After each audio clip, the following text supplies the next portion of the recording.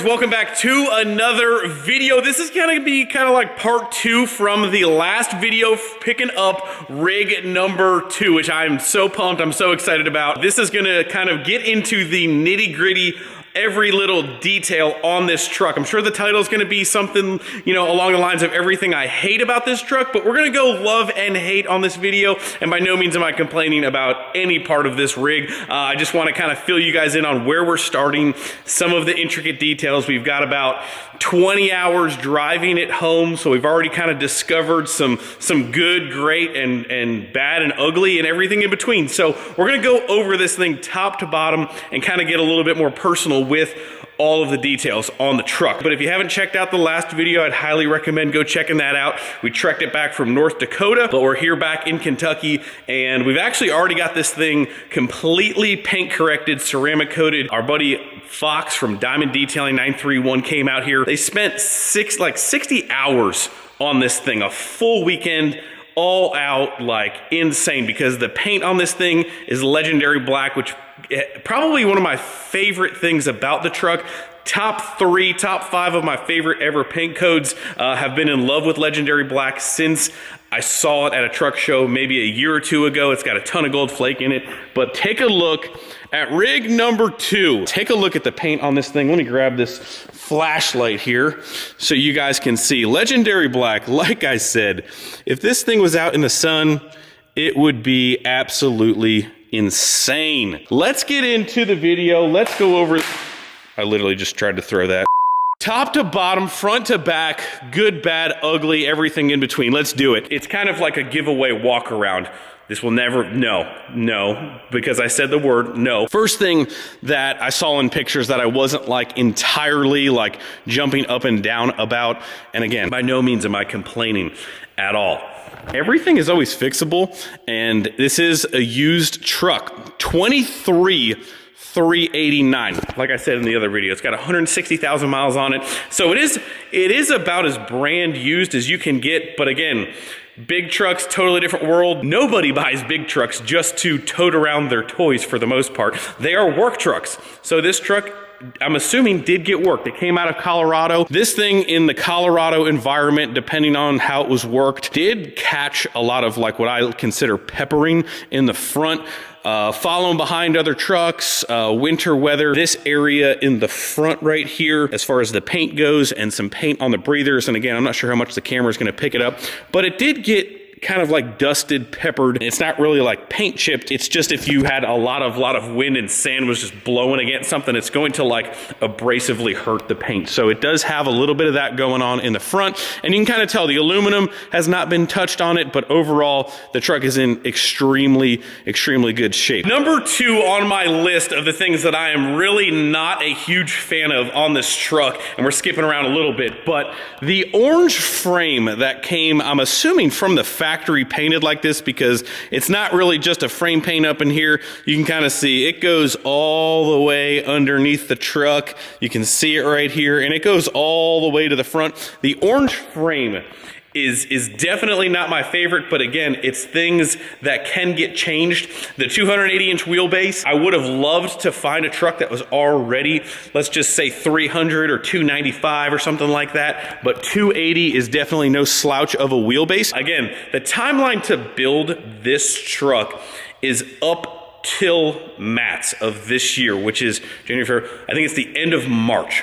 The end of March, the 379 is going to Dirty Diesels 100%, and this thing will be getting used. So at that point, unless it's like really small stuff, we will not be working on this thing. So it is a brand used truck, but we are going to build it out, so to say. So we'll see if we can't possibly squeeze that in, get that accomplished, because I would like to stretch it and paint the frame definitely before the beginning part of next year.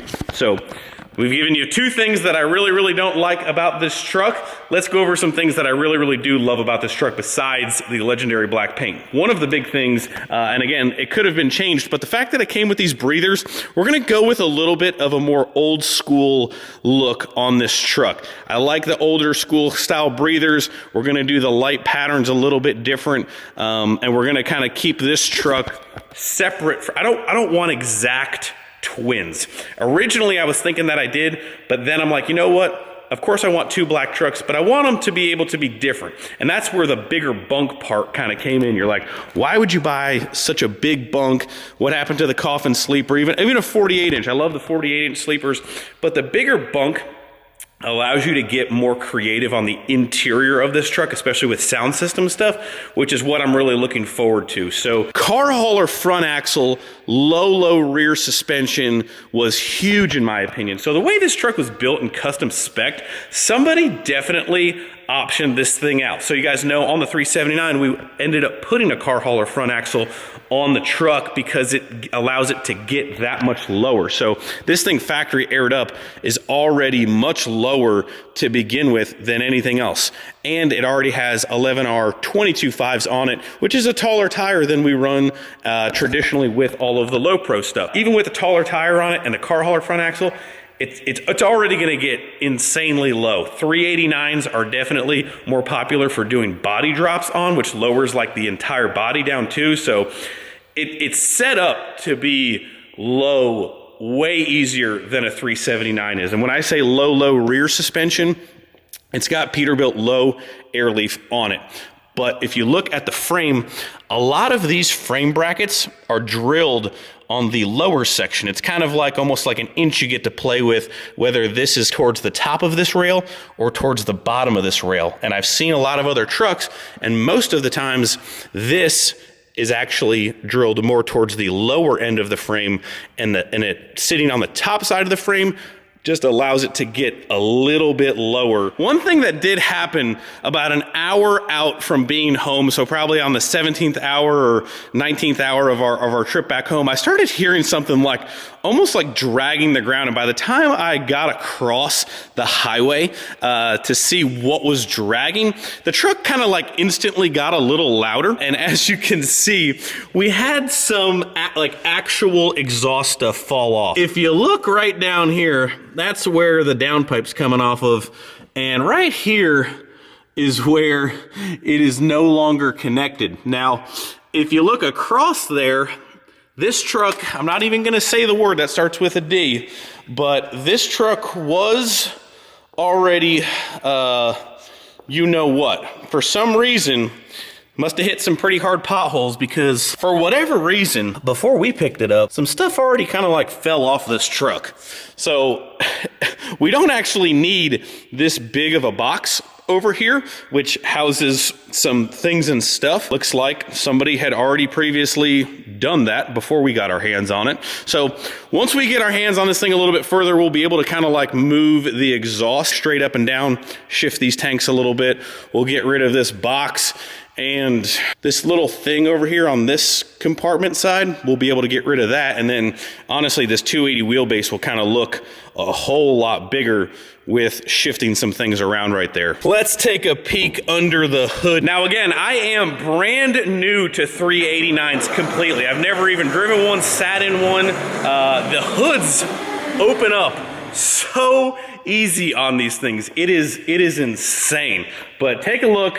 Here's some more of that really awesome orange frame that we need to somehow figure out to get not so orange. But again, I believe that was a factory thing that those guys did. Real quick, spec-wise, disc brakes all the way around, which super cool. 336 rear ends, so highway gears, 18 speed.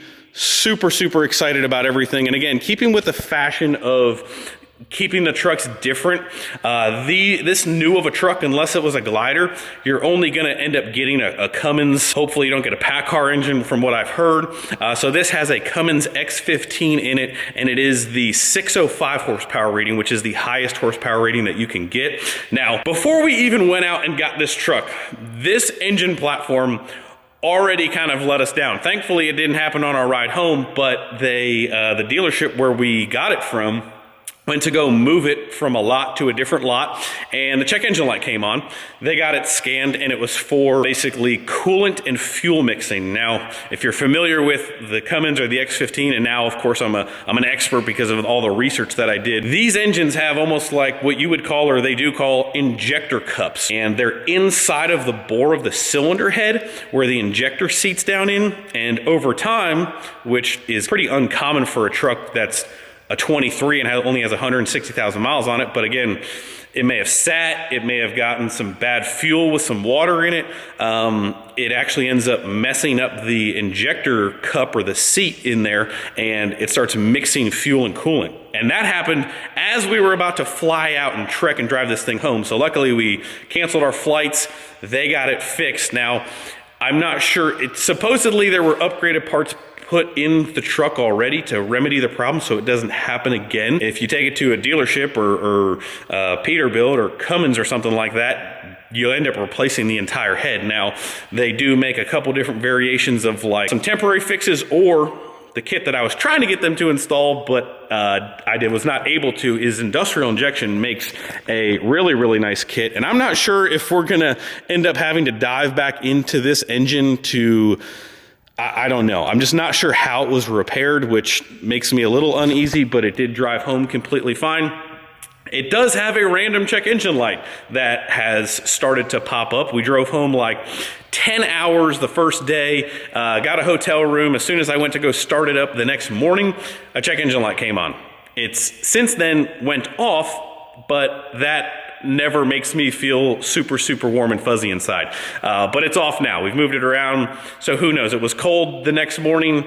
I've heard these things are a little finicky, but again, we'll cross that bridge. I'm hoping that this engine platform and the fact that it's this new and all these bells and whistles don't really like let me down from an old, reliable, just cat engine, but we're going to cross that bridge when we get to it, and I wanted something new, I wanted something different, and this is just kind of where we're at. So Cummins X15, I'm sure we will put our little fingers all over this thing and make this thing look really, really cool. I'm really excited for it. Quick little peek here before I shut the hood. On the other side of the engine, we've got our factory like VGT style turbo here. I'd love to upgrade manifold turbo, stuff like that. That would be awesome. Other than that, we do already have some exhaust repair that definitely needs to happen because it is quite loud underneath the truck now. Thankfully, it only happened like an hour from home because it was smooth sailing and fairly quiet for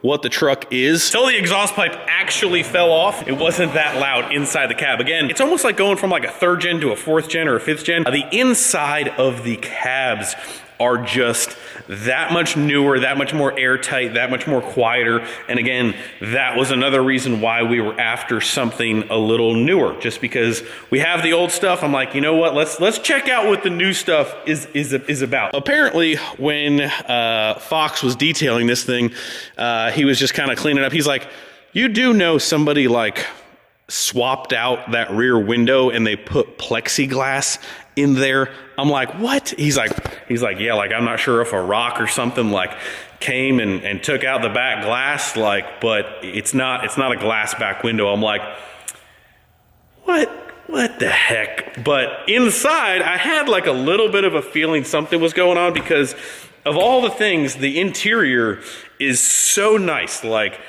it doesn't look like anybody has ever slept in the back, but when I looked in the back here, and again, this thing's got more switches than I even know what to do with. Where's the light for the back? Boom. This back panel piece has been kind of like definitely taken off and it's cracked around there a little bit, which I was like, well, that's kind of odd because everything else looks completely brand new. So yeah, that's, you guys can see the plexiglass kind of like scratches up. So we'll need to do something with that probably. But otherwise, and again, it's really dark in here, but this color interior is different. It's definitely not something that I would normally pick or do. It's almost like a tan tritone. So you've got this tan color, there's this kind of like tannish brown color, this tannish color, and then it mixes in with some of the black. And the dash is kind of like a very similar. So this is black, This is that tan. We've got some rich mahogany accents. Will definitely be not stained. But the biggest part inside here that I was like honestly pretty excited about was the digital dash. Again, that's going to be something where if you want a older school, you know, die-hard truck with manual gauges on it and less fancy stuff, personal preference, but we already have the other stuff. So I kind of wanted just to see what the digital dash stuff was about. After 18 hours, kind of enjoy it.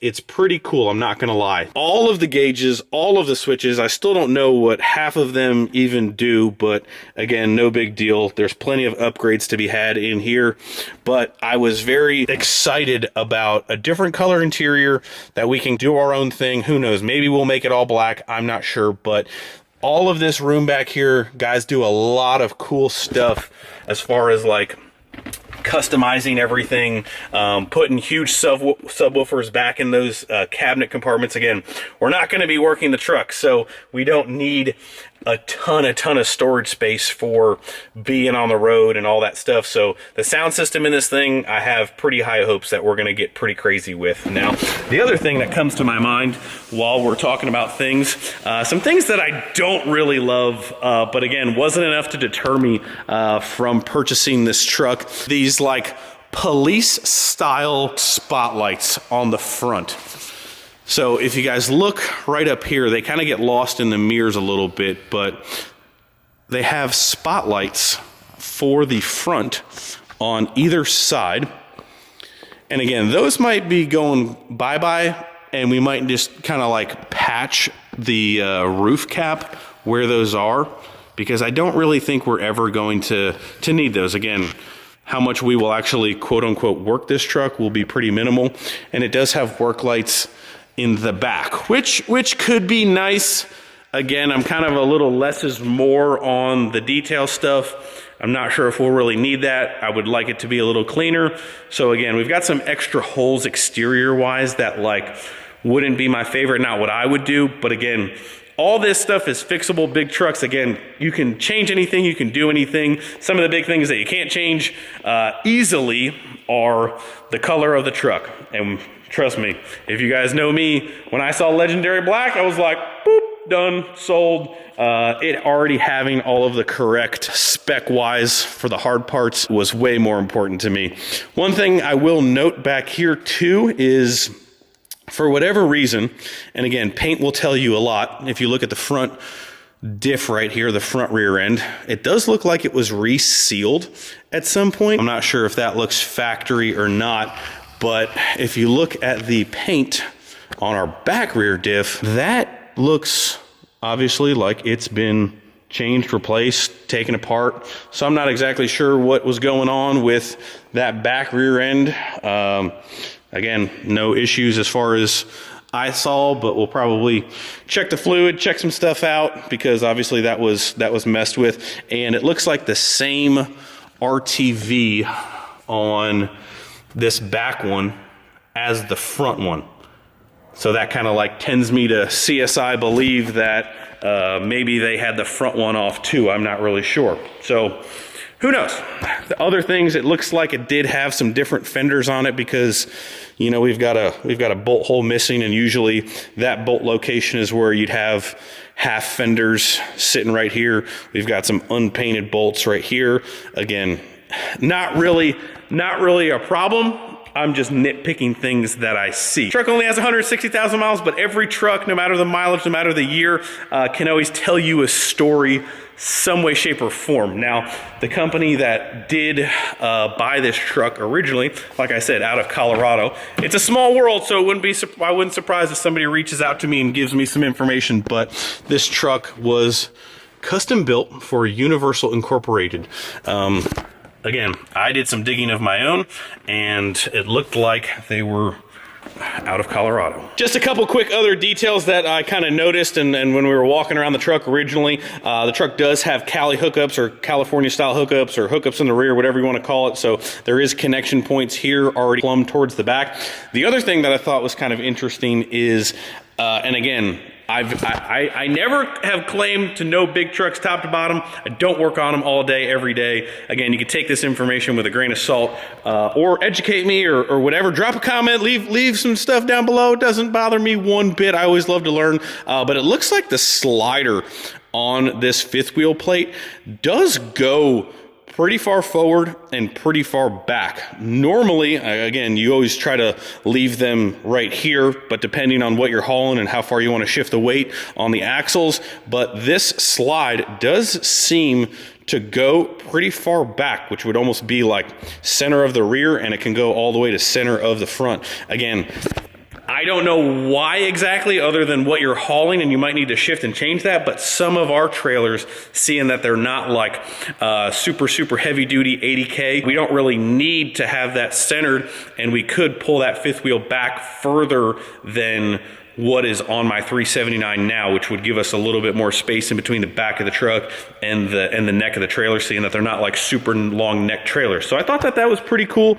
Again, just a couple other little finicky details here and there with this specific truck. Our man Camper Cole loves our little pogo stick.